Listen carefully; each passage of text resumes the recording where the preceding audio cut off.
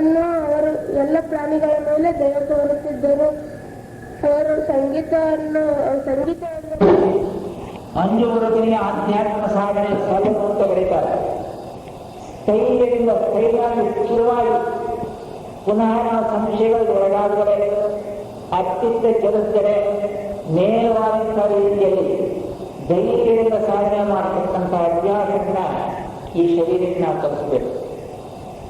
ಆತ್ಮನಿಗ್ರಹ ಅಂತೇಳಿ ದೇಹಾತ್ಮ ನಿಗ್ರಹ ಅಂತೇಳಿ, ದೇಹಾತ್ಮ ನಿಗ್ರಹ ಅಂತೇಳಿ ದೇಹಾತ್ಮ 3 ಭಾಗದಲ್ಲಿ ನಾವು ಓದ್ಕೊಂಡಿದ್ದೀವಿ. ಈ ಇಂದ್ರಿಯಗಳು, ಭಾವನೆಗಳು ಮತ್ತು ಮನಸ್ಸು ಅಂತೇಳಿ ಈ ಇಂದ್ರಿಯಗಳ ಅಭಿವೃದ್ಧಿ ನಮಗೆ ಬಹಳ ಮುಖ್ಯ. ಈಗ ನಾವು ಇಂದ್ರಿಯಗಳನ್ನು ಎಷ್ಟು ಮಟ್ಟಿಗೆ ಬಿಡ್ತೀವಿ ಅಂತ ಹೇಳಿದ್ರೆ ಅವ್ರು ಕೇಳಿದ್ರೆಲ್ಲ ಸರ್ವೆ ಮಾಡ್ತಾ ಹೋಗ್ತೀವಿ. ಯಾವನ್ನ ಬೇಕಾದ ಅಂತೇಳಿ ವಿಚಾರಣೆ ಮಾಡಕ್ಕೆ ಹೋಗಲ್ಲ ನಾವು. ಇವತ್ತೇನು ಬೇಕೋ ಅದನ್ನು ಕೊಡಿಸೋದು ನಮ್ಮ ಕೆಲಸ. ಈ ಶಿಕ್ಷಣ ಆಹಾರ ಬೇಕು ಕೊಡಿಸ್ತೀವಿ, ಸಿನಿಮಾ ನೋಡಬೇಕು ತೋರಿಸ್ತೀವಿ, ಕಾಫಿ ಕುಡಿಬೇಕು ಕೊಡಿಸ್ತೀವಿ, ಅದೇನೇನು ಬೇಕೋ ಅದೆಲ್ಲ ಮಾಡ್ತಾ ಇದ್ದೀವಿ. ಆದರೆ ಇದು ಬೇಕಾದ ಅಂತ ನಾವು ಯೋಚನೆ ಮಾಡಿದೀವ. ನಾವು ಜ್ಞಾನ ಸಾಧನೆ ತೊಡಗಿರ್ತಕ್ಕಂಥವರು ಆರೋಗ್ಯ ನಿಯಮಗಳನ್ನು, ಆಹಾರ ನಿಯಮವನ್ನು ಪರಿಪೂರ್ಣವಾಗಿ ಪರಿಪಾಲಿಸ್ತೀವಿ. ಇಲ್ಲವೇ ಶರೀರ ಸ್ವಸ್ಥವಾಗಿರಲಿಕ್ಕೆ ಸಾಧ್ಯ ಇಲ್ಲ. ಯಾವ ಶರೀರ ಸ್ವಸ್ಥವಾಗಿರೋದಿಲ್ಲೋ ಅಲ್ಲಿ ಮನಸ್ಸು ಸ್ವಸ್ಥವಾಗಿರೋದಿಲ್ಲ, ತನ್ನ ಸಾಧನೆಯೂ ಸಹ ಕೈಗೊಳ್ಳೋದಿಲ್ಲ.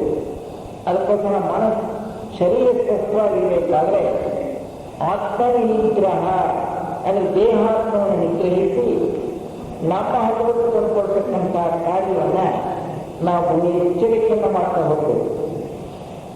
ವೈರಾಗ್ಯ ಅಂತ ಹೇಳಿದ್ರೆ ಆಸೆ ಇಲ್ಲದೆ ಇರ್ತಕ್ಕಂಥ ಸ್ಥಿತಿ, ರಾಗರಹಿತ ಸ್ಥಿತಿಯೇ ವೈರಾಗ್ಯ ಅಂತ ಹೇಳಿ. ಈ ರಾಗರಹಿತ ಸ್ಥಿತಿ ಅಷ್ಟು ಸುಲಭ ಅಲ್ಲ.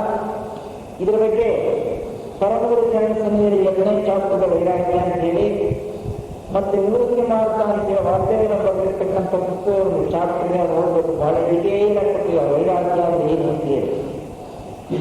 ಇಹಮುತ್ರಾರ್ಥ ಪರಭೋಗ ವಿಹಾರ ಅಂತಾರೆ ಏನಂದಿದೆ. ಅದೇ ಹೊರಗಿನ ಪ್ರಾಪಂಚಿಕ ವಸ್ತುಗಳ ಮೇಲೆ ವಿರಾಮ ಭಾವನೆ ಮೇಲೆ ಬೆಳೆಯಬೇಕು. ಅಂದ್ರೆ ಎಷ್ಟು ಉನ್ನತ ಮಟ್ಟದ ಸುಖವನ್ನು ಕೊಡ್ತಾವೆ ಅಂದ್ರೂ ಸಹ ಕೊನೆಯಲ್ಲಿ ನಮಗೆ ಕೈ ಬಿಟ್ಟು ಹೋಗ್ತಕ್ಕಂಥ ವಸ್ತುಗಳೇ ಹೋಗ್ತಕ್ಕಂಥದ್ದು ಅನುಭವ ಕೊಟ್ಟಿರ್ತಕ್ಕಂಥದ್ದನ್ನು ನಾವು ಹೇಳಿದ್ದಾರೆ. ನಾವು ಅದನ್ನು ಕೇಳಿದ್ರೆ ಮುಂದಕ್ಕೆ ಅನುಭವ ಒಂದೇ ಬರುತ್ತೆ. ಆ ವೈರಾಗ್ಯ ಅಂತಕ್ಕಂಥದ್ದು ಹೊರಗಿನ ಬಾಹ್ಯ ಆಕರ್ಷಣೆಯ ವಸ್ತುಗಳಲ್ಲಿ ತೊಡಗದೇ ಇರ್ತಕ್ಕಂಥದ್ದು. ನಮ್ಮ ಒಳಗಡೆ ಎಲ್ಲ ಸಂಸ್ಕೃತಿಯ ಭಂಡಾರವಿದೆ. ಆಧ್ಯಾತ್ಮ ಸಾಧನೆ ಬೇಕಾಗಿರ್ತಕ್ಕಂಥ ಸರಕೆಲ್ಲ ಇದೆ. ಅದು ಪರಮಾತ್ಮ ದಯಪಾಲಿಸಿದಾನೆ. ಯಾವ ಹಂತದ ಜೀವಿಗೂ ಕೊಟ್ಟಿದ್ದಾನೆ. ಇವನು ದಡ್ಡನೆಯನ್ನು ಕೊಡಬಾರದು, ಇವನು ಪಂಡಿತನ್ನು ಕೊಡಬೇಕು ಅಂತ ಹೇಳಿ ವೇದ ತೋರಿಸಿಲ್ಲ. ಎಂಥ ಕ್ಷುಲ್ಲಕ ಜೀವನವನ್ನು ನಡೆಸ್ತಾ ಇರತಕ್ಕಂಥ ಪಾಪಿಯಾಗಲಿ, ಉನ್ನತ ಮಟ್ಟದ ಜೀವನವನ್ನು ನಡೆಸ್ತಾ ಇರತಕ್ಕಂಥ ಸಾಧುವಾಗಲಿ, ಪ್ರತಿಯೊಬ್ಬರ ಆಂತರ್ಯದಲ್ಲಿ ಶಕ್ತಿ ಸಾಮರ್ಥ್ಯಗಳನ್ನು ಉಳಿಸಿಕೊಳ್ಳಿಸಿದ ಪರಮಾತ್ಮ. ಅಂತಹ ಸರಸ್ವತಿಯ ಭಂಡಾರವನ್ನು ಒಳಗಡೆ ಇರಬೇಕಾದ್ರೆ ಹೊರಗಿನ ವಸ್ತುಗಳಿಗೆ ಆಕರ್ಷಣೆ ಆಗಿ ಹೋಗ್ತಕ್ಕಂಥದ್ದು ತಪ್ಪಿಸ್ಬೇಕು. ಅದು ಯಾವಾಗ ತಪ್ಪುತ್ತೋ ಅದನ್ನೇ ವೈರಾಗ್ಯ ಅಂತ ಹೇಳ್ತಕ್ಕಂಥದ್ದು. ಜನ್ಮ ಮೃತ್ಯು ಜರಾ ವ್ಯಾಧಿ ದುಃಖ ದೋಷಾನ ದರ್ಶನ ಅಂತಕ್ಕಂಥದ್ದು ಮುಂದಿಂದು. ಜನ್ಮ ಮೃತ್ಯು ಜರ ವ್ಯಾಧಿ ಹೇಳಿ ಇವೆಲ್ಲ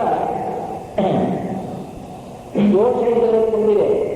ಒಂದ್ ಕಡೆ ಹೇಳ್ತಾರೆ ಶರೀರ ರೋಗಮಯ, ಸಂಸಾರ ದುಃಖಮಯ ಅಂತೇಳಿ. ಈ ಅನುಭವ ಸಾಕಷ್ಟು ಆಗಿದೆ. ಆದರೂ ಸಹ ತತ್ಕಾಲಕ್ಕೆ ಜೋಗದ ಇನ್ನೂ ಬಿಡೋದಕ್ಕೆ ನಾವು ಸಿದ್ಧವಾಗಿರೋದು. ಆದರೆ ಈ ಸಾಧನೆ ಹೊರಟಿರ್ತಕ್ಕಂಥವನು ಅದರ ದೋಷಗಳನ್ನು ಚೆನ್ನಾಗಿ ಅರ್ಥ ಮಾಡ್ಕೋಬೇಕು. ಅದು ಯಾವ ರೀತಿ ನಮ್ಮನ್ನು ಮೋಸ ಮಾಡುತ್ತೇನೆ ಅಂದರೆ ಅರ್ಥ ಮಾಡ್ಕೋಬೇಕು. ಯಾವ ರೀತಿ ನಮ್ಮನ್ನು ಸಾಧನೆಗೆ ಹೋಗದ ತಡೆಯಲ್ಲಿ ನಮ್ಮನ್ನ ಅದಕ್ಕೆ ಕೊಂಡೊಯ್ಯುತ್ತೆ ಅಂತಕ್ಕಂಥ ದೋಷಗಳನ್ನು ಚೆನ್ನಾಗಿ ನಾವು ಅರ್ಥ ಮಾಡ್ಕೊಂಡಾಗ, ಅದನ್ನು ವಿಮರ್ಶೆ ಮಾಡಿ ತಿಳ್ಕೊಂಡಾಗ ನಾವು ಶುದ್ಧವಾದ ಜೀವನವನ್ನು ನಡೆಸಲು ಸಾಧ್ಯ.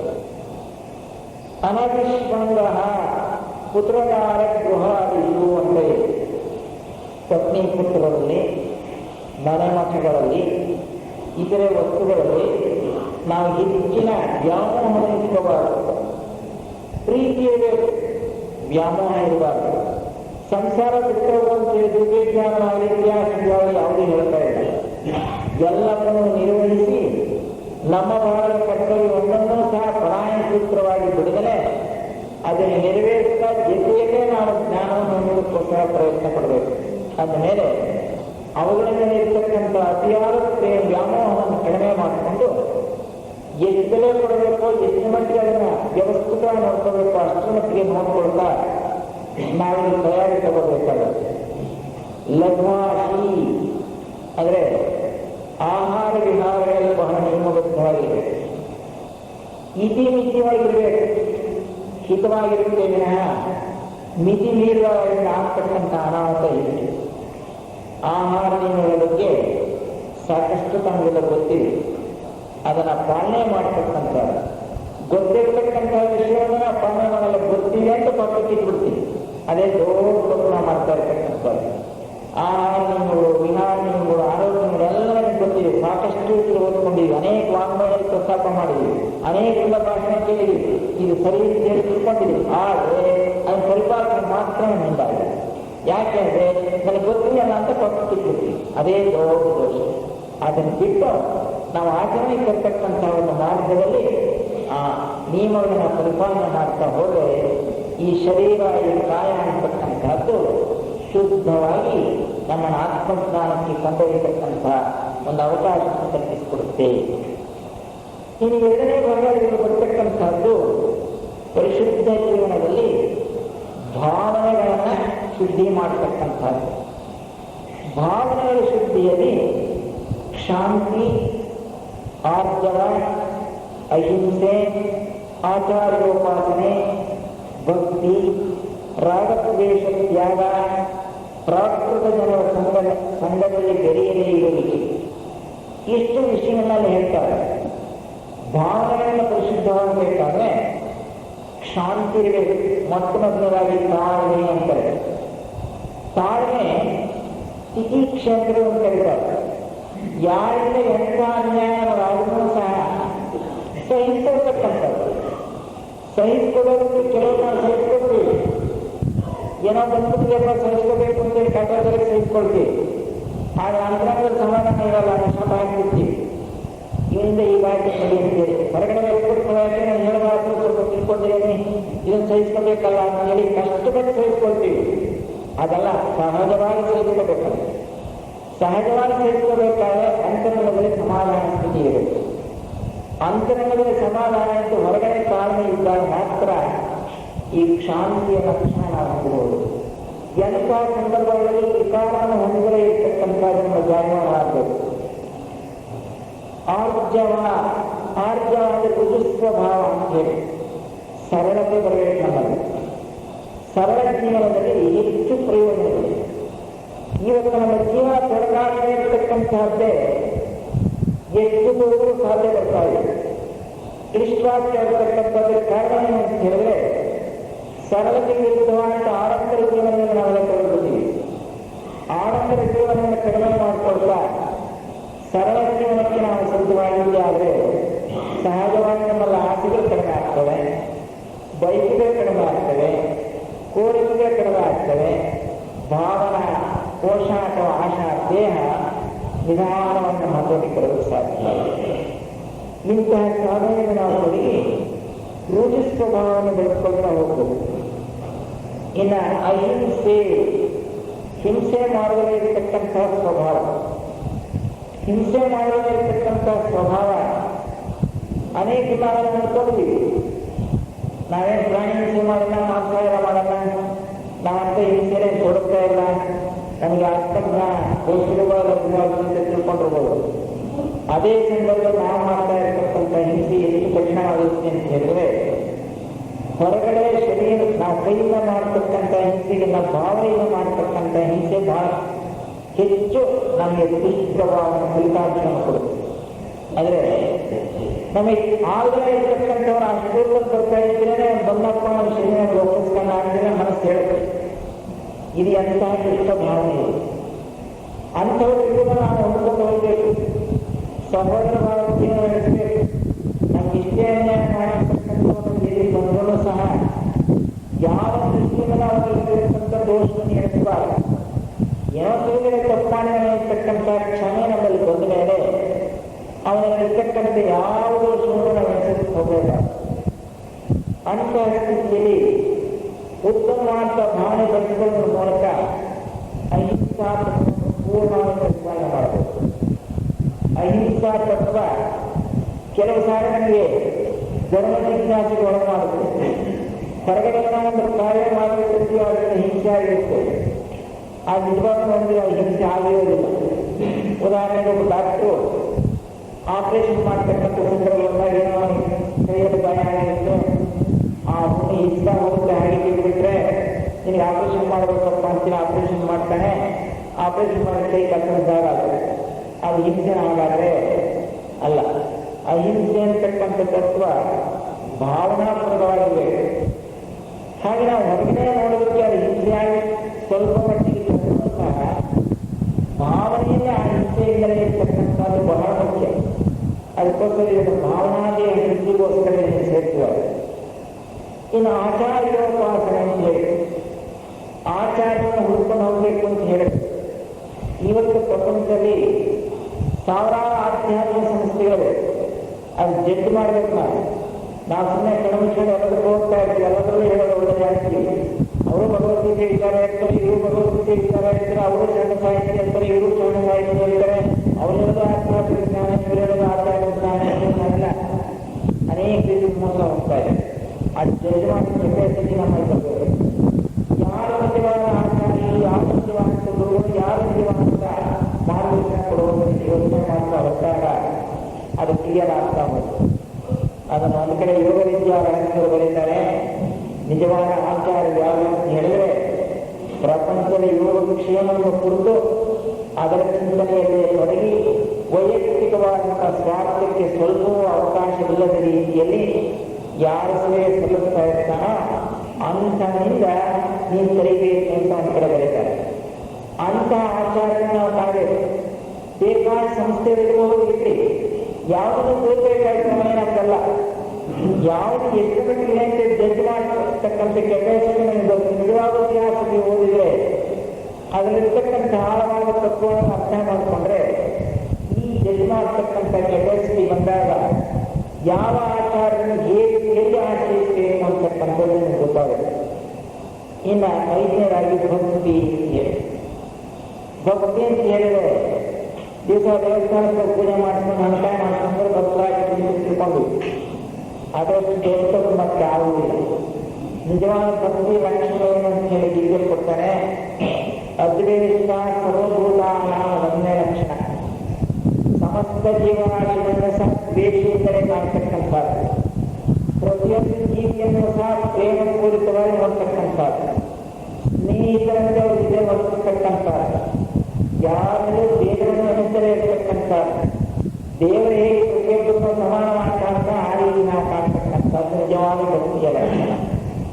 ಈ ಲಕ್ಷಣ ನಮ್ಮ ಜೀವನದಲ್ಲಿ ಬರೆದುಕೊಳ್ತಾ ಹೋಗ್ತದೆ. ಇನ್ನು ರಾಗದ್ವೇಷ ತ್ಯಾಗ ಅಂತ ಹೇಳಿದೆ. ಅಂದ್ರೆ ರಾಗ ಅಂದ್ರೆ ಬೇಕು, ದ್ವೇಷ ಅಂದ್ರೆ ಬೇಡ ಅಂತೇಳಿ. ಬೇಕು ಬೇಡಗಳನ್ನು ಬಿಟ್ಟಬೇಕು. ಬಂದ್ರೆ ಅನುಭವಿಸೋಣ, ಬರದೇ ಇದ್ದ ಬರದೇ ಇದ್ದ ನಮ್ಮ ಮೇಲೆ ದ್ವೇಷ ಇಲ್ಲ. ಬಂದ್ರು ಅದ್ರ ಮೇಲೆ ನೀವು ರಾಗ ಇದೆ. ಬಂದ್ರು ಬರಲಿ, ಹೋದ್ರು ಹೋಗಿ ನಾವು ಪ್ರಯತ್ನ ಮಾಡೋಣ, ನಮ್ಮ ಕರ್ತವ್ಯ ನಡೆಸೋಣ, ಅದನ್ನು ಬಂದಿದ್ದ ಅನುಭವಿಸೋಣ. ಬರಲಿಲ್ಲ ಅಂದ್ರೆ ಚರ್ಚಿಸೋದು ಬೇಡ, ಬರಬೇಕಾಗಿತ್ತು ಅನ್ಕೊಳ್ಳೋದು ಬೇಡ. ಅದು ಎಂತ ಬಂದ ದಿವಸ ಯಾರು ಬಂತು ಅಂತ ಹೇಳಿ ಅದನ್ನು ದೂರೀಕರಿಸೋದು ಬೇಡ. ರಾಗದ್ವೇಷ ರಹಿತವಾಗಿ ಅನುಭವಿಸಬೇಕ. ನಮ್ಮ ಜೀವನದಲ್ಲಿ ಎಲ್ಲೇ ದೊಡ್ಡದಾಗಿರ್ತಕ್ಕಂಥದ್ದು ಅಂತಾರೆ. ಈ ಬೇಕು ಬೇರೆ ನಮಗೆ ಪ್ರಪಂಚದಲ್ಲಿ ಬಂದಿದೆ ಅಂತ ಹೇಳಿದ್ರೆ ಇಂದ್ರಿಯವೂ ನಮ್ಮನ್ನು ಬಂದಿಲ್ಲ, ಇಂದ್ರಿಯ ವಿಷಯವೂ ನಮ್ಮನ್ನು ಬಂದಿಲ್ಲ ಅಂತ ಒಂದು ಕಡೆ ಹೇಳ್ತಾರೆ. ಇಂದ್ರಿಯಗಳು ಇಂದ್ರಿಯ ವಿಷಯವೂ ನಮಗೆ ಬೇಕಾಗಿರ್ತಕ್ಕಂಥದ್ದು ವರ್ತಿಸ್ತವೆ. ಆದರೆ ಆ ಒಂದು ಸನ್ನಿವೇಶ ಒದಗಿದಾಗ ನೀವು ಇನ್ವಾಲ್ವ್ ಬೇಕು ಅಂದ್ರೆ ಯಾಕೆ ಬಯಸ್ತೀಯಾ, ಇದರಿಂದಲೇ ನಾನು ಬರಬಾರದು ಯಾಕೆ ಹೇಳ್ತೀಯಾ, ಅದನ್ನು ಬಿಟ್ಕೊಡು. ಈ ರಾಗದ್ವೇಷವನ್ನು ಬಿಡ್ತಕ್ಕಂಥದ್ದೇ ಒಂದು ಕಷ್ಟ. ಹಾಗಾದ್ರೆ ಬಿಟ್ಟರೆ ನೀವು ಭಾವನಾ ದೇಹ ಶುದ್ಧಿಯಾಗಬೇಕಾಗುತ್ತೆ. ಇನ್ನು ಪ್ರಾಕೃತ ಜನರ ಸಂಘದಲ್ಲಿ ಬೆರೆಯಲೇ ಇರಲಿಕ್ಕೆ ಅಂತ ಹೇಳಿ ಪ್ರಾಪಂಚಿಕ ಜನರನ್ನ ಸಂಸರ್ಗದಲ್ಲಿರೋ ವರರಾಜ್ಯ ಅದು ಕಾಡು ಹೋಗಬೇಕು ಅಂತಲೇ ಅರ್ಥ. ಹಾಗಲ್ಲ, ಸತ್ಸಂಗದಲ್ಲಿ ಲೋಕದಲ್ಲಿ ಸದ್ವಿಚಾರ ಮಾಡ್ತಕ್ಕಂಥವ್ರ ಜೊತೆಯಲ್ಲಿ ನಾವು ಬೆರೀಬೇಕು ಅಂತೇಳಿ ಒಂದು ಕಡೆ ಹೇಳ್ತಾರೆ. ಈ ಇನ್ನೊಂದು ರೀತಿ ಹೇಳೋದು ಏಕಾಂತವಾಸ ಅಂತ ಹೇಳ್ತಾರೆ. ಯಾರ ಜೊತೆ ಸಂಪರ್ಕದಲ್ಲಿ ಇಲ್ಲದೇ ಇರೋ ಹಾಗೆ ಏಕಾಂತವಾಸವನ್ನ ಒಬ್ಬರು ಕರೀತಾರೆ ಆತ್ಮ ಸಹವಾಸ ಅಂತ ಹೇಳಿ. ಊರು ಬಿಟ್ಟು ಹೋಗೋದು ಏಕಾಂತವಾಸ ಅಲ್ಲ. ಗುಹೆಯಿಂದ ಕುತ್ಕೊಂಡು ತಪಸ್ ಮಾಡೋದು ಏಕಾಂತವಾಸ ಅಲ್ಲ. ಆತ್ಮ ಸಹವಾಸವೇ ಏಕಾಂತವಾಸ ಅಂತ ಹೇಳಿ ಸುಮ್ಮನೆ ಮನೆ ಆಯ ಕುತ್ಕೊಂಡು ಅಂತರ್ಮುಖಿಯಾಗಿ ಆತ್ಮಚಿಂತನೆ ಮಾಡತಕ್ಕಂಥ ಸಾಧನೆ ಮಾಡಬೇಕು. ಈಗಾಗಲೇ ಅಂತರಂಗ ಮೌನಾವಲೋಕದಲ್ಲಿ ನೋಡಿದ್ವಿ. ನಮ್ಮನ್ನ ಪೂರ್ಣವಾಗಿ ಮಾಡಿಬಿಟ್ಟು ನಮ್ಮ ಮನಸ್ಸನ್ನೇ ನಾವು ಅಧ್ಯಯನ ಮಾಡೋಣ. ನಮ್ಮ ಮನಸ್ಸು ಯಾವ್ಯಾವ ಹೋಗ್ತಾ ಇದೆ ಅದನ್ನು ನೋಡೋಣ. ಆ ನೋಡೋದನ್ನೇ ಬೇಕಾಗುತ್ತದೆ. ನೋಡೋದಕ್ಕೆ ನಮಗೆ ಸಾಧ್ಯವಾಗಿದ್ರು 10 ವರ್ಷಗಳಿಂದ ಧ್ಯಾನ ಮಾಡ್ತಾ ಇದ್ರು, ಮನಸ್ಸನ್ನು ಕಂಟ್ರೋಲ್ ತಿಳ್ಕೋಬೇಕು ಅಂತ ಪ್ರಯತ್ನ ಪಡ್ತಾ ಇದ್ರು ಸಹ ಆ ಮನಸ್ಸಿನ ಸ್ಥಿತಿಯನ್ನು ಅರ್ಥ ಮಾಡ್ಕೊಳ್ಳೋದು ನಮಗೆ ಸಾಧ್ಯವಾಗಿಲ್ಲ.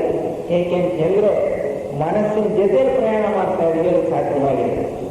ಮನಸ್ಸನ್ನು ನೋಡ್ತಕ್ಕಂಥ ಸಾಧ್ಯತೆ ನಮಗಾದ್ರೆ ಮನಸ್ಸನ್ನು ನೋಡಬೇಕು ಅಂತ ಮನಸ್ಸು ಹೊರಗಡೆ ಇರಬೇಕು, ನಾವು ಅದನ್ನ ಹೊರಗಡೆ.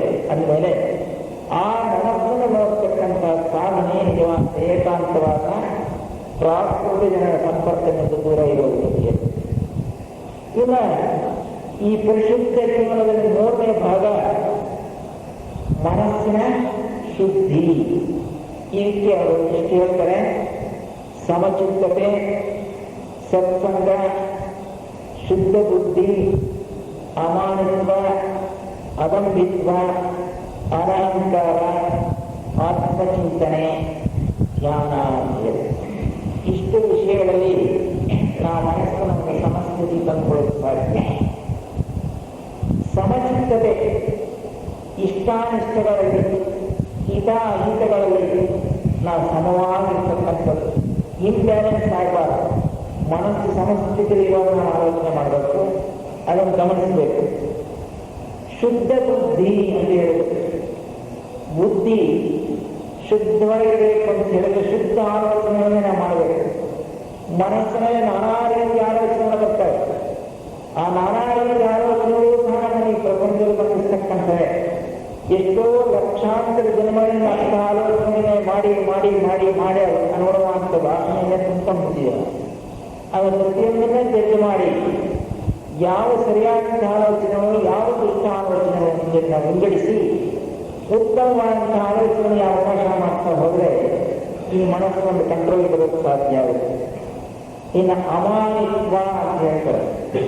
ಆದರೆ ಹೊಗಳಿಸ್ಕೊಳ್ತಕ್ಕಂಥ ಸ್ಥಿತಿಯಿಂದ ದೂರ ಇರಬೇಕು ಅಂತ ಹೇಳಿ ಸನ್ಮಾನ ಮಾಡಿಸ್ಕೊಳ್ತಕ್ಕಂಥ ಸ್ಥಿತಿ ಬಂದ ಅಂತ ಕುಡ್ಕೊಂಡು ಹೋಗ್ಬೇಕು ಅಂತ ಹೇಳ್ತಾರೆ.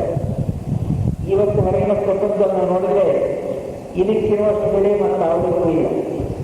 ಸನ್ಮಾನಕ್ಕೋಸ್ಕರ ಲಕ್ಷಾಂತರ ರೂಪಾಯಿ ಖರ್ಚು ಮಾಡ್ತಾರೆ. ಎಲ್ಲೆಲ್ಲಿಂದಲೇ ಜನ ಕರ್ಕೊಂಡ್ಬಂದು ಸೂರ್ಯಾಗ ಕಾರ್ಯಕ್ರಮವನ್ನು ಮಾಡ್ತಾರೆ. ಆದರೆ ಸಾಧಕನಾಗಿರ್ತಕ್ಕಂಥವನು ತನ್ನನ್ನು ಯಾರಾದರೂ ಹೊಗಳಿ, ನನ್ನನ್ನು ಸ್ತುತಿಸಲಿ, ನನ್ನನ್ನು ಗೌರವಿಸಲಿ, ನನಗೆ ಒಂದು ಸ್ಥಾನಮಾನ ಕೊಡಲಿ ಅಂತ ಬಯಸೋದೇ ಇಲ್ಲ. ಆ ಬಯಸ್ತಕ್ಕಂತಹ ಈ ಜ್ಞಾನ ಮಾರ್ಗಕ್ಕೆ ಅಡ್ಡಿ ಅಂತ ಹೇಳ್ತಾರೆ. ಇನ್ನು ಅದಂಬಿತ್ವ ಅಂತ ಹೇಳಿ ಮುಂದಿಂದು. ಅದಂಬಿತ್ವ ಅಂತ ಹೇಳಿದ್ರೆ ಆಡಂಬರದ ಜೀವನ, ತನ್ನ ಸ್ಟೇಟಸ್ ಅನುಭವ ಮಾಡಬೇಕು ಅಂತ ಹೇಳಿ ಈಗ ಮದುವೆ ಮಾಡತಕ್ಕಂಥ ಸಮಾರಂಭವನ್ನು ನಾನು ತೆಗೆದುಕೊಂಡ್ರೆ ಅವರ ಎಲ್ಲ ಸ್ಥಿತಿಯಲ್ಲಿ ವ್ಯಕ್ತವಾಗಬಹುದು. ತನ್ನ ಶ್ರೀಮಂತಿಕೆಲ್ಲ ಅಲ್ಲಿ ಎಲ್ಲರೂ ಪ್ರದರ್ಶನವಾಗಿ ಈ ರೀತಿ ಅಂತಿದ್ದಾರೆ. ನಿಜವಾಗ ಆ ಮದುವೆಯನ್ನು ಹಿಂದೆ ಏರ್ಪಾಡು ಮಾಡಿರ್ತಕ್ಕಂಥ ಉದ್ದೇಶ ಅಂತದ್ದು ಅದನ್ನು ಅರ್ಥನೆ ಮಾಡ್ಕೊಂಡು ಹೋಗಿಲ್ಲ. ಆಡಂಬರದಲ್ಲಿ ಪೂರ್ಣವಾಗಿ ಗೊತ್ತಾಗಿದೆ. ನಾನು ಅದನ್ನು ಬಿತ್ವ ಅಂತ ಹೇಳಿ ದಂಭವನ್ನು ಬಿಡಬೇಕು, ದಂಭ ಅಹಂಕಾರಗಳನ್ನು ಪೂರ್ಣವಾಗಿ ಬಿಡಬೇಕು, ಆಡಂಬರದ ಜೀವನವನ್ನು ತ್ಯಜಿಸಬೇಕು. ಸಾಕಷ್ಟು ನಾವು ಒಂದು ರೀತಿಗೆ ಹೋಗ್ತಕ್ಕಂಥ ರೀತಿಯನ್ನು ಬೆಳೆಸ್ಕೋಬೇಕಾಗುತ್ತೆ. ಅನಹಂಕಾರ ಅಂತ ಹೇಳಿದೆ ಮುಂದಿನ. ಅಹಂಕಾರ, ಮಮಕಾರ, ಅಹಂಕಾರಗಳಿಂದಲೇ ಇರತಕ್ಕಂಥ ಸ್ಥಿತಿಯನ್ನು ಮಾತ್ರ ಮನಸ್ಸಿನ ಸುಸ್ಥಿತಿ ಬರುತ್ತದೆ. ಯೋಗ ಪ್ರಮುಖ ವಿಚಾರವನ್ನು ಪುಸ್ತಕಗಳು ಓದ್ತಾ ಈ ಅಹಂಕಾರ ಅಂತಕ್ಕಂಥದ್ದು 4ನೇ ದೀಕ್ಷೆ ಹೊಂದಿರೋದು ಕೂಡ. ಈ ಅಹಂಕಾರ ಮಮಕಾರ ಅಂತಕ್ಕಂಥದ್ದು 4ನೇ ದೀಕ್ಷೆಯಿಂದ 5ನೇ ದೀಕ್ಷೆ ಹೋಗ್ತಕ್ಕಂಥ ಸಂದರ್ಭದಲ್ಲೂ 10 ಜನ್ಮಗಳನ್ನು ಅವನು ಎತ್ತಿ ಕಳ್ಕೋಬೇಕಾಗುತ್ತೆ. ಅಷ್ಟು ಪ್ರಬಲವಾದಂತಹ ದೋಷ ನಮ್ಮ ಜೀವನದಲ್ಲಿ ಇರ್ತಕ್ಕಂಥದ್ದು. ಸ್ವಲ್ಪ ಏನಾದರೂ ಉತ್ತಮವಾದ ಕೆಲಸ ಮಾಡಿದ್ರೆ ಸಾಕು ನಮ್ಮ ಸಮಾಜಗಳ ಅಂಚಿನಲ್ಲಿ ನಾನು ಮಾಡಿದ ಕೆಲಸ ಯಾರೋ ಒಳ್ಳೆಯದಲ್ಲ ಅಂತೀವಿ, ಅದನ್ನೇ ಮನಸ್ಸನ್ನು ಲೆಕ್ಕ ಹಾಕ್ತಾ ಇರ್ತೀವಿ. ಇಂತಹ ಮನಸ್ಸು ಆತ್ಮಜ್ಞಾನಕ್ಕೆ ಹೇಗೆ ಸಿದ್ಧವಾಗಬಹುದು? ಈ ರೀತಿಯಲ್ಲಿ ಅಹಂಕಾರ ಮಮಕಾರಗಳಿಂದಲೇ ಇರ್ತಕ್ಕಂಥ ಜೀವನವನ್ನು ನಡೆಸಬೇಕಾಗಿದೆ. ಇನ್ನು ಆತ್ಮಚಿಂತನೆ, ಧ್ಯಾನ, ಇದ್ರ ಬಗ್ಗೆ ಸಾಕಷ್ಟು ನಾವು ನೋಡಿದ್ದೀವಿ. ಧ್ಯಾನ ಅನ್ನೋದು ಒಂದೇ ಮಾತನ್ನು ಹೇಳೋದಾದ್ರೆ ನಿರ್ವಿಷಯಂ ಮನಃ ಈ ಧ್ಯಾನ. ಅಭೇದ ದರ್ಶನ ಜ್ಞಾನ, ನಿರ್ವಿಷಯಂ ಮನಃ ಧ್ಯಾನ. ಅಂದರೆ ಭೇದವನ್ನು ನೋಡಿದರೆ ಅಭೇದವನ್ನು ನೋಡ್ತಕ್ಕಂಥದ್ದು ಜ್ಞಾನ. ಅಂಥ ಜ್ಞಾನಕ್ಕೆ ಸಿದ್ಧವಾಗಬೇಕಾದ್ರೆ ನಮ್ಮ ಮನಸ್ಸು ಯಾವ ವಿಷಯವನ್ನು ತೊಡಗಲೇ ಇರ್ತಕ್ಕಂಥದ್ದು. ನಿರ್ವಿಷಯವಾಗಬೇಕು ಮನಸ್ಸು. ಅಂಥ ಶಕ್ತಿಯನ್ನು ಮಾತ್ರ ನಾವು ಮನೋದೇಹವನ್ನು ಸಹ ಶುದ್ಧವಾಗಿಕೊಂಡು ಮೂರೂ ದೇಹವನ್ನು ಶುದ್ಧಿ ಮಾಡಿರ್ತಕ್ಕಂಥ ಸ್ಥಿತಿಯಲ್ಲಿ ನಿಜವಾದ ಆತ್ಮಜ್ಞಾನವನ್ನು ಲಭ್ಯ ಮಾಡಿಕೊಳ್ಳಲು ಸಾಧ್ಯ. ಇನ್ನು ಕೊನೆಯ ಭಾಗಕ್ಕೆ ಬಂದರೆ ಈ ಜ್ಞಾನವನ್ನು ಹೊಂದಲಿಕ್ಕೆ ಮಾಡಬೇಕಾಗಿರ್ತಕ್ಕಂಥ ಸಾಧನೆಗಳನ್ನು ಹೇಳಿ ಮೊದಲು ನೋಡಿದ್ದೀವಿ. ಯಾವ ಜ್ಞಾನವನ್ನು ಹೊಂದಬೇಕು ಅಂತ ಹೇಳಿ ಆ ಜ್ಞಾನವನ್ನು ಹೊಂದಲಿಕ್ಕೆ ಮುಖ್ಯವಾದಂಥ 4 ಪ್ರಯತ್ನಗಳಾಗುವಂತ ನೋಡಿದ್ವಿ. ಆಮೇಲೆ ಅನುಷ್ಠಾನದಲ್ಲಿ ಇರಬೇಕಂತ ಲಕ್ಷಣ ಯಾವುದು ಗುರುತಿಸಿದ್ವಿ. ಆ ಲಕ್ಷಣ ಕೊನೆಯ ಪರಿಶುದ್ಧ ಜೀವನದ ಬಗ್ಗೆ ವಿವರವಾಗಿ ನಾವು ನೋಡಲು ಪ್ರಯತ್ನ ಪಟ್ವಿ. ಈಗ ಮಾಡಬೇಕಂತ ಜ್ಞಾನವನ್ನು ಮಾಡಬೇಕಾದ ಸಾಧನೆ ಯಾವುದು? ಇದರಲ್ಲಿ 2 ಭಾಗ, ಅಂತರಂಗ ಸಾಧನೆಗಳು ಮತ್ತು ಬಹಿರಂಗ ಸಾಧನೆಗಳನ್ನು ಹೇಳಿ. ಬಹಿರಂಗ ಸಾಧನೆ 3: ಪ್ರಣಿಪಾತ, ಪರಿಪ್ರಶ್ನ, ಸೇವೆ ಅಂತ ಹೇಳಿ. ಪ್ರಣಿಪಾತ ಅಂತ ಹೇಳಿದ್ರೆ ನಿಜವಾದಂತಹ ಆಧ್ಯಾತ್ಮಿಕ ಗುರುಗಳನ್ನು ಸಮೀಪಿಸುವುದು ಅಂತ ಹೇಳಿ. ಆಚಾರ್ಯೋಪಾಸನೆ ಅಂತ ಬಂತಲ್ಲ ಹಾಗೆ. ತದ್ವಿಧಿ ಪ್ರಣಿಪಾತೇನ ಪರಿಪ್ರಶ್ನೇನ ಸೇವೆಯ ಉಪದೇಶ್ಯಂತಿ ತೇ ಜ್ಞಾನಿನಃ ತತ್ವದರ್ಶಿನ ಅಂತ ಇದೆ. ತತ್ವವನ್ನು ದರ್ಶನ ಮಾಡಿಕೊಂಡಿರ್ತಕ್ಕಂತಹ ಜ್ಞಾನಿಯನ್ನು ಸಮೀಪಿಸಿ ಅವರ ಸೇವೆಯನ್ನು ಮಾಡಿ ಅದರಿಂದ ಆತ್ಮಜ್ಞಾನ ಪಡ್ಕೋಬೇಕು ಅಂತೇಳಿ ಹಿಂದಿನ ಹೇಳ್ತಾರೆ. ಅಂಥ ಆಚಾರ್ಯವನ್ನು ಸಮೀಪಿಸ್ತಕ್ಕಂಥದ್ದೇ ಪ್ರಣಿಪಾತ ಅಂತೇಳಿ. ಪರಿಪ್ರಶ್ನ ಅಂತೇಳಿ ಅವರೆಲ್ಲ ನಾವು ಡಿಸ್ಕಸ್ ಮಾಡಬೇಕಾಗ್ತದೆ. ಅದನ್ನ ಮಂಥನ ಮಾಡಬೇಕು. ಪ್ರಶ್ನೆ ಕೇಳಿ ಪ್ರಶ್ನೆ ಉತ್ತರ ಪಡೆಯುವ ಮೂಲಕ ಅವರಾಗಿರ್ತಕ್ಕಂಥ ಅನುಭವ ಜ್ಞಾನವನ್ನು, ಆತ್ಮಜ್ಞಾನ ಅನುಭವವನ್ನು ನಾವು ಪಡ್ಕೊಳ್ಳೋಕೆ ಸಾಧ್ಯ. ಆ ಪರಿಪ್ರಶ್ನ ಏನೋ ಉತ್ತರಿಸಿದ ಪ್ರಶ್ನೆ ಆಗ್ತಕ್ಕಂಥದ್ದಲ್ಲ, ಅಥವಾ ನಾನು ಪ್ರಶ್ನೆ ಕೇಳ್ತೀನಿ ಅದಕ್ಕೋಸ್ಕರ ಪ್ರಶ್ನೆ ಕೇಳೋದಲ್ಲ, ಅಥವಾ ಏನೋ ಒಂದು ತಮಾಷೆಗೋಸ್ಕರ ಮಾಡ್ತಕ್ಕಂಥದ್ದಲ್ಲ.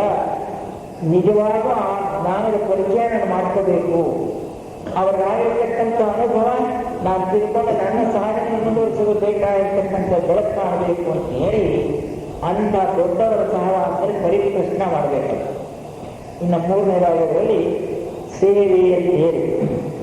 ಈ ಸೇವೆ ಅಂತಕ್ಕಂಥದ್ದು ವಿಶಾಲವಾದ ನಿಷ್ಕಾಮ ಪ್ರೇಮದಿಂದ ಸಾಗಬೇಕು ಅಂತಾರೆ. ಅನ್ಸೆಲ್ಫಿಶ್ ಯೂನಿವರ್ಸಲ್ ಸರ್ವೀಸ್ ಅಂತ ಇಂಗ್ಲಿಷ್ನಲ್ಲಿ ಕರೀಬಹುದು. ಅದಕ್ಕೆ ಬೇಕಾಗಿರ್ತಕ್ಕಂಥದ್ದು ಅನ್ಸೆಲ್ಫಿಶ್ ಯೂನಿವರ್ಸಲ್ ಲವ್ ಅಂತ ಹೇಳಿ. ಅನ್ಸೆಲ್ಫಿಶ್ ಯೂನಿವರ್ಸಲ್ ಲವ್ ಯಾರಲ್ಲಿ ಉದಯವಾಗುತ್ತೆ ಅಂತ ಹೇಳಿದ್ರೆ ನಿಷ್ಕಾಮವಾದಂತಹ ನಿಸ್ವಾರ್ಥ ವಿಶಾಲವಾದಂತಹ ಪ್ರೇಮ ಭಾವನೆ, ಸಹೋದರ ಭಾವನೆ ಚೆನ್ನಾಗಿ ಅಭ್ಯಾಸ ಮಾಡೋದು ಮಾತ್ರ ಸಾಧ್ಯ. ಯಾರಲ್ಲೂ ಭೇದ ಭಾವನೆ ಎಣಿಸ್ತದೆ, ಯಾವ ಹಂತದಲ್ಲೂ ಸಹ ವ್ಯತ್ಯಾಸಗಳಿಗೆ ಅವಕಾಶ ಕೊಡದಲೆ ಎಲ್ಲರಲ್ಲೂ ಅಡಗಿರ್ತಕ್ಕಂಥ ಒಂದೇ ಚೈತನ್ಯ ಅಂತಕ್ಕಂಥ ದೃಷ್ಟಿಯಿಂದ ವರ್ತಿಸ್ತಾ ಯೂನಿವರ್ಸಲ್ ಬ್ರದರ್ಹುಡ್ ಅನ್ನು ನಾವು ಎಷ್ಟು ಮಟ್ಟಿಗೆ ಪರಿಪಾಲನೆ ಮಾಡ್ತೀವೋ ಅಷ್ಟೇ ಮಟ್ಟಿಗೂ ಎಲ್ಲ ಜೀವನಗಳಲ್ಲೂ ಸಹ ಯೂನಿವರ್ಸಲ್ ಲವ್ ನಮ್ಮಲ್ಲಿ ಹೆಚ್ಚುತ್ತಾ ಹೋಗುತ್ತೆ. ಯಾವಾಗ ಯೂನಿವರ್ಸಲ್ ಅನ್ಸೆಲ್ಫಿಶ್ ಲವ್ ಹೆಚ್ಚುತ್ತೋ ನಾವು ಸೇವೆ ಮಾಡಿದ್ರೆ ಸುಮ್ಮನೆ ಇರೋಕ್ಕೆ ಸಾಧ್ಯವೇ ಇಲ್ಲ. ಎಲ್ಲರೂ ಯಾವ ರೀತಿಯಾದ ಸೇವೆ ಮಾಡಬಹುದು ಅಂತೇಳಿ ಬರ್ತೀವಿ. ಅಂಥ ಸೇವೆಯಲ್ಲೂ ಸಹ ಒಂದು ಕಡೆ ನನ್ನ ಗಮನಕ್ಕೆ ಬರ್ತಾರೆ ಪ್ರವಾಸಿಯನ್ನವರು ನಿಜವಾದ ಸೇವೆ ಯಾವುದು ಅಂತ ಹೇಳಿ. ಈ ನಿಜವಾದ ಸೇವೆಗೆ 2 ಮುಖ ಇದೆಯಂತೆ. ಆ 2 ಮುಖ ಯಾವುದು ಅಂತ ಹೇಳಿದ್ರೆ ತನ್ನಲ್ಲಿರುವ ದಕ್ಷತೆಯನ್ನ, ಕಲೆಯನ್ನ, ವಿದ್ಯೆಯನ್ನ, ಬುದ್ಧಿಯನ್ನ, ಐಶ್ವರ್ಯವನ್ನ, ಸಂಪತ್ತನ್ನ ಇದರ ಜೊತೆ ಹಂಚ್ಕೊಳ್ಳೋದು, ಸಮಾಜದ ಹಿತಕಾರ್ಯಕ್ಕೋಸ್ಕರ ವಿನಿಯೋಗ ಮಾಡತಕ್ಕಂಥದ್ದು, ಇದು ಒಂದು ಭಾಗ. ಇನ್ನೊಂದು ಭಾಗ ಬಹು ಮುಖ್ಯವಾಗಿರ್ತಕ್ಕಂಥದ್ದು ಸೇವೆ ಯಾವುದು ಅಂತ ಹೇಳಿದ್ರೆ, ತನ್ನಲ್ಲಿರ್ತಕ್ಕಂಥ ದೋಷಗಳನ್ನು ಗುರುತಿಸಿ ಕಳ್ಕೊಳ್ಳೋದು. ಇದಕ್ಕಿಂತ ಹೆಚ್ಚಿನ ಸೇವೆ ಅಂತ ಹೇಳಿ. ಏಕೆಂದ್ರೆ ಒಂದು ಸಣ್ಣ ದೋಷ ನಮ್ಮಲ್ಲಿ ಮನೆ ಮಾಡ್ಕೊಂಡಿದ್ರು ಸಹ ಎಷ್ಟು ಅಪಾರವಾದ ಅನಾಹುತ ಮಾಡೋದನ್ನು ನಾವು ನೋಡ್ಬೋದು. ಗಮನಿಸಿರೋ ಗೊತ್ತಿಲ್ಲ ಅಷ್ಟೇ. ಒಂದು ಸಣ್ಣ ದೋಷ ನಮ್ಮಲ್ಲಿ ಇದ್ರೂ ಸಹ ಅದು ಈ ಸಮಾಜನ ದುಷ್ಪರಿಣಾಮವನ್ನು ಮಾಡತಕ್ಕಂಥ ಬಲವತ್ತರವಾದ ಶಕ್ತಿ ಅದಕ್ಕೆ. ಅದರಿಂದ ಅವರು ಹೇಳಿದಲ್ಲಿ ನಿಜವಾದಂಥ ಸೇವೆ ಯಾವುದು ಅಂತ ಹೇಳಿದ್ರೆ, ತನ್ನಲ್ಲಿರ್ತಕ್ಕಂಥ ದೋಷಗಳನ್ನು ಕಂಡುಕೊಂಡು ಅವನ್ನ ಮೂಲೋತ್ಪಾದನೆ ಮಾಡತಕ್ಕಂಥ ದಿಸೆಯಲ್ಲಿ ಪೂರ್ಣ ಪ್ರಯತ್ನ ಕೊಟ್ಟು ಅದಕ್ಕೆ ವಿರುದ್ಧವಾಗಿರ್ತಕ್ಕಂಥ ಸುಗುಣ ಸಂಪಾದನೆಗೆ ತೊಡಗಿ ಶೀಲವಂತನಾದರೆ ಅದೇ ನಿಜವಾದ ಸೇವೆ ಅಂತ ಹೇಳಿ. ಇಂಥ ಶೀಲ ಸ್ಥಿತಿ, ಸದ್ಗುಣ ಸಂಪನ್ನತೆ ಜ್ಞಾನ ಸಾಧನೆಗೆ ಬೇಕಾಗಿರ್ತಕ್ಕಂಥ ಉತ್ತಮವಾದಂತಹ ಒಂದು ಸಾಧನೆ. ಇನ್ನು ಅಂತರಂಗ ಸಾಧನೆಯಲ್ಲಿ 3 ಬರುತ್ತದೆ: ಶ್ರದ್ಧಾ, ತತ್ಪರತೆ, ಇಂದ್ರಿಯ ನಿಗ್ರಹ ಅಂತ ಹೇಳಿ. ಶ್ರದ್ಧಾವಾನ್ ಲಭತೆ ಜ್ಞಾನಂ, ತತ್ಪರ ಸಂಯತೇಂದ್ರಿಯ, ಜ್ಞಾನಂ ಲಬ್ಧ್ವಾ ಪರಾಂ ಶಾಂತಿ ಅಚಿರೇಣಾಧಿಗಚ್ಚತಿ ಅಂತ ಹೇಳಿ. ಶ್ರದ್ಧಾವಾನ್ ಲಭತೆ ಜ್ಞಾನಂ, ಜ್ಞಾನ ಹೇಳುವುದರಿಂದ ಪ್ರಸ್ತಾಪ ಮಾಡ್ತಾ ಇದ್ದೀವಿ. ಬಹು ಸುಲಭವಾಗಿ ಹೇಳ್ಬಿಟ್ಟಿದ್ದಾರೆ ಡೀಟೇಲ್. ಯಾರಿಗಪ್ಪ ಜ್ಞಾನ ಲಭ್ಯವಾದ ಶ್ರದ್ಧೆ ಇರತಕ್ಕಂಥವನಿಗೆ. ಯಾವ ಶ್ರದ್ಧೆ ಇರಬೇಕು? ದಿವ್ಯ ಜ್ಞಾನದ ಸಂದೇಶಗಳ ಶ್ರದ್ಧೆ ಇರಬೇಕು. ದೊಡ್ಡವರು ನಮಗೋಸ್ಕರ ಹಿತೋಪದೇಶವನ್ನು ಮಾಡಿದ್ರೆ ಅದರ ಶ್ರದ್ಧೆ ನಮಗೆ ಇರಬೇಕು. ಅವನು ಪರಿಪಾಲನೆ ಮಾಡಿ ನಮ್ಮದೇ ಆದಂಥ ರೀತಿಯನ್ನು ಬೆಳೆಸ್ಕೋಬೇಕು. ಈಗ ವಿಜ್ಞಾನಕ್ಕೂ ಆಧ್ಯಾತ್ಮಕ್ಕೂ ಇರತಕ್ಕಂಥ ಒಂದು ವ್ಯತ್ಯಾಸ ಇದೆ. ವಿಜ್ಞಾನವನ್ನ ನೋಡಿ ನಂಬೋದು ಅಂತ ಹೇಳಿದ್ರೆ ಆಧ್ಯಾತ್ಮವನ್ನು ನಂಬಿ ನೋಡೋದು ಅಂತ. ವಿಜ್ಞಾನ ಕಣ್ಣಿಗೆ ಕಾಣಿಸಿದ್ದು ಮಾತ್ರವೇ ನಂಬೋದು. ಆದರೆ ಆಧ್ಯಾತ್ಮ ವಿಚಾರ ದೊಡ್ಡವರು ಕೊಟ್ಟಿರ್ತಕ್ಕಂಥ ಒಂದು ಬುದ್ಧಿಯ ಒಂದು ಹಿತೋಪದೇಶ ಏನಿದೆ ಕಣ್ಣಿಗೆ ಕಾಣಿಸೋದಿಲ್ಲ. ಆದರೆ ಅವ್ರು ಹೇಳಿರ್ತಕ್ಕಂಥ ನಂಬಿಕೆ ಇಟ್ಟು ಪರಿಪಾಲನೆ ಮಾಡಿದರೆ ನಿಜವಾಗ್ಲೂ ನಮ್ಗೆ ಆಗೋದ್ರಲ್ಲಿ ಯಾವ ಸಂಶಯ ಇಲ್ಲ. ಅಂಥ ಉದಾತ್ತವಾದಂಥ ಸಾಹಿತ್ಯವನ್ನ ಬೋಧೆಯನ್ನು ನಮಗೆ ದೊಡ್ಡವರು ಕೊಟ್ಟಿದ್ದಾರೆ. ಅದರ ಶ್ರದ್ಧೆ ಇರಬೇಕು ಅಂತ ಹೇಳಿ. ಅಂತಹ ಶ್ರದ್ಧೆಯಿಂದ ಜ್ಞಾನಂ ಲಬ್ಧ್ವಾ ಪರಾಂ ಶಾಂತಿ, ಜ್ಞಾನವನ್ನು ಹೊಂದಿ ಶಾಂತಿ ಸ್ಥಿತಿಯಲ್ಲಿ ನೆಲೆಸಬಹುದು ಅಂತ ಹೇಳಿ. ಇನ್ನೆರಡು ಲಕ್ಷಣಗಳು ಯಾವುವು ಅಂತ ಹೇಳಿದ್ರೆ ಅಂತರಂಗ ಸಾಧನೆಗೆ ತತ್ಪರತೆ. ತತ್ಪರತೆ ಅಂತ ಹೇಳಿದ್ರೆ ತೀವ್ರವಾದಂತಹ ಪ್ರಯತ್ನ. ನಮ್ಗೆಲ್ಲರಿಗೂ ಆಸೆ ಇದೆ, ಸಾಕ್ಷಾತ್ಕಾರ ಮಾಡ್ಕೋಬೇಕು, ಬೇಗ ಜಂಜಾಟ ಬಿಡಿಸ್ಕೊಂಡ್ಬರ್ಬೇಕು ಅಂತ ನಾವೆಲ್ಲ ಹಂಬಲಿಸ್ತೀವಿ. ಆದರೆ ಪ್ರಮಾಣವಂತ ಪ್ರಯತ್ನ ಇದೆ. ಏನು ಪ್ರಯೋಜನ? ಎಷ್ಟು ಹಂಬಲಿಸಿದ್ರು ಅದು ನಮಗೇನು ಬರೋಕ್ಕೆ ಸಾಧ್ಯ ಇಲ್ಲ. ಹಂಬಲಿಸೋದು ಕಡಿಮೆಯಾದ ಚಿಂತೆ ಇಲ್ಲ. ಆ ಸರಿಯಾದ ರೀತಿಯ ನಮ್ಮ ಪ್ರಯತ್ನ ತೀವ್ರವಾಗಿ ಸಾಕಬೇಕು. ತೀವ್ರ ಪ್ರಯತ್ನವನ್ನೇ ತತ್ಪರತೆ ಅಂತ ಹೇಳ್ತಾರೆ. ಅದರ ಪೂರ್ಣ ಶಕ್ತಿಯನ್ನೆಲ್ಲ ಅದರಲ್ಲಿ ಕ್ರೋಢೀಕರಿಸಿ ಆ ಸಾಧನೆ ನಮ್ಮದು ಆಗೋವರೆಗೂ ಬಿಡದಲೇ ನಮ್ಮದನ್ನ ಮಾಡಿಕೊಡೋರು ಮಾಡ್ತಕ್ಕಂಥ ಪ್ರಯತ್ನವನ್ನೇ ತತ್ಪರತೆ ಅಂತ ಹೇಳ್ತಾರೆ. ಇದರಿಂದಲೂ ಸಹ ಜ್ಞಾನ ಲಭ್ಯವಾಗುತ್ತೆ. ಇನ್ನೊಂದು ಸಂಯತೇಂದ್ರಿಯ, ಇಂದ್ರಿಯಗಳನ್ನು ಸಂಯಮ ಮಾಡ್ಕೊಳ್ತಕ್ಕಂಥ. ಈ 3 ಇದುವರೆಗೂ ಹೇಳಿದಂಥ ಎಲ್ಲದರ ಸಾರಾಂಶ ಸಹ 3ರಲ್ಲಿ ಕ್ರೋಢೀಕೃತ. ಏನೇನು ಅಂದ್ಕೊಂಡು ಇದುವರೆಗೆ ಇಂದ್ರಿಯ ನಿಗ್ರಹ ಮಾಡಿ ಪೂರ್ಣ ಪಾಠವತೆಯಿಂದ ತತ್ಪರತೆಯಿಂದ ಸಾಧನೆ ಮಾಡ್ತಾ ಶ್ರದ್ಧೆಯಿಂದ ನಾವು ಆ ಸ್ಥಿತಿಯನ್ನು ಬೆಳೆಸ್ಕೊಳ್ಳೋಕೆ ಸಾಧ್ಯ. ಅಂಥವನು ಜ್ಞಾನಂ ಲಬ್ಧ್ವಾ ಪರಾಂ ಶಾಂತಿ ಅಚಿರೇಣಾಧಿಗಚ್ಚತಿ ಅಂತ ಹೇಳಿ. ಅಂಥವನು ಮಾತ್ರ ಜ್ಞಾನವನ್ನು ಹೊಂದಿ ಸಮಾಧಾನವಾದ ಕರ್ಮಯೋಗದಲ್ಲದೆ ಸಮಾಜದ ಮೇಲೆ ಸತ್ಪರಿಣಾಮವನ್ನು ಬೀರ್ತಾ ಶಾಂತಿಯನ್ನು ಎಲ್ಲ ಕಡೆಗೆ ಹರಡ್ತಾ ಶಾಂತಿ ದೂತನಾಗಿರೋದಕ್ಕೆ ಸಾಧ್ಯ. ಅದಕ್ಕೋಸ್ಕರವೇ ಇತಿಹಾಸಕ್ಕಿಷ್ಟ ಆಗ್ತಕ್ಕಂಥ ಒಂದು ಹಿತವಚನವನ್ನು ಹೇಳಿದರೆ, ತಾನಿರುವ ಕಡೆಗಳಲ್ಲೆಲ್ಲ ಶಾಂತಿ ಮತ್ತು ಸಮರಸ ಭಾವನೆಗಳ ಕೇಂದ್ರವಾಗಿರಬೇಕು ಅಂತ ಹೇಳಿ. ಈ ದಿವ್ಯ ಜ್ಞಾನ ಪರಿಚಯ ಆಗಿರ್ತಕ್ಕಂಥವರೆಲ್ಲರೂ ನಿಜವಾದ ಜ್ಞಾನ ಲಭ್ಯವಾಗಬೇಕು ಅಂತ ನಾವು ನಿಜವಾದ ಸಾಧನೆ ಮಾಡ್ತಾ ಹೋದರೆ ಯಾವ ಸಂದರ್ಭದಲ್ಲೂ ಸಹ ಚಡಪಡಿಸದಲೇ, ಆತರ ಪಡದಲೇ, ಉದ್ವೇಗವಿಂದಲೇ, ಗಡಿಬಿಡಿಯಿಂದಲೇ ಖಿನ್ನರಾಗದೆ ವ್ಯಥೆ ಪಡೆದರೆ ಮನಸ್ಸಿನ ಗೊಂದಲವನ್ನೆಲ್ಲ ಹೊರಹಾಕಿ ಶಾಂತ ಸ್ಥಿತಿ, ಸಮರಸ ಸ್ಥಿತಿಯಲ್ಲಿ ಇರೋದಕ್ಕೆ ಸಾಧ್ಯ.